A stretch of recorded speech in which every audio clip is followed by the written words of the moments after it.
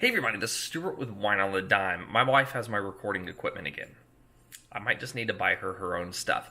But today I'm excited because I'm doing a white blend I have never seen before.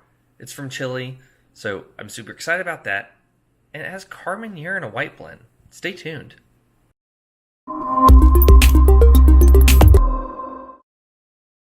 Hey everybody, this is Stuart with Wine on the Dime. And so like I said, I'm excited today because I have the Oveja Negra. It is 90% Sauvignon Blanc, 10% Carmenere. And a white wine, which I've never seen before. It's from Chile. It is 13% alcohol by volume. It's a 2018. So let's get started. First of all, screw top. +1. Love my screw tops. And I'm shooting this on my Osmo Pocket, so the quality's not going to be outstanding, but it's better than nothing. So, from a color standpoint, I'm going to give you a medium lemon. Medium lemon from a color standpoint. No artifacts, no cloudiness, no bubbles, no nothing. From a nose standpoint, you remind me a lot of a French Sauvignon Blanc.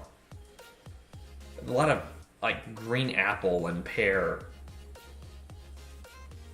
A slight minerality. Like if someone gave this to me, I would think it was probably a French Sauvignon Blanc. And a hint of apricot. So like just a lot of fruit.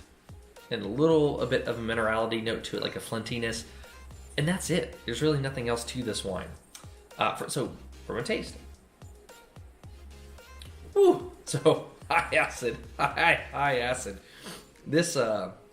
These grapes were ripe. These grapes were ripe when they were picked. Whoa, hot acid. So much. Really intense green apple and pear. And moderately intense peach.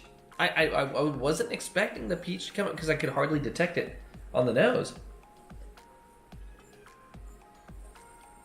So, yeah, lots of green apple, lots of pear, a little bit of peach. And the thing that is most interesting is that apricot I mentioned kind of pops back in on my finish and just sails for a moderate amount of time with that kind of smokiness that I mentioned. It's just like the apricot's not there, and then till right when you think everything else has gone away, the apricot's like, oh, by the way, I'm gonna just kind of walk in and hang for a little bit, and then I'm gone. And so overall, it's not a bad thing from a balance standpoint. Oh, and so, sorry, it has like a lightly alcoholic note and say medium body, medium minus body. All right, so from a rating standpoint, I'm gonna give you a good balance. Not really balanced. Not really balanced because that acid is so intense it doesn't match the intensity of the fruit flavors. Yeah, so not really balanced. Length, 0.5 point for length. You have some moderate length.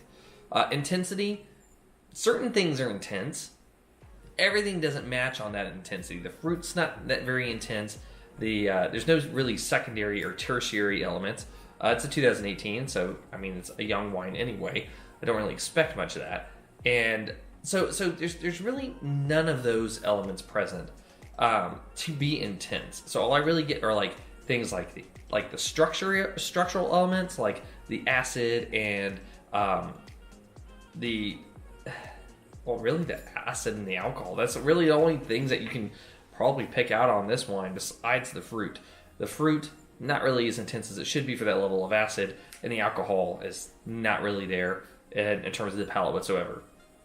So I really can't give you much there.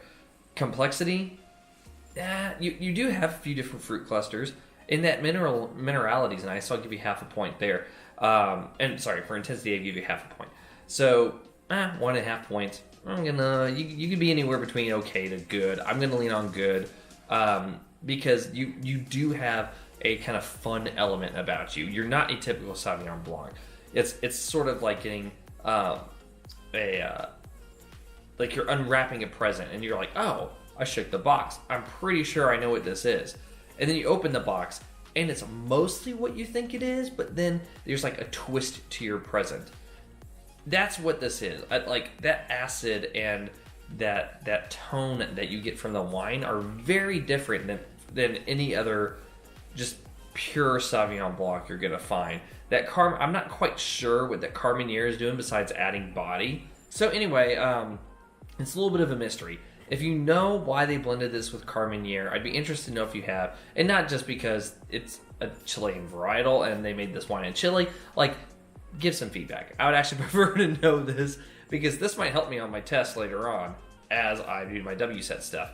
But if you've had it, let me know what you think of it because I like it. I just feel like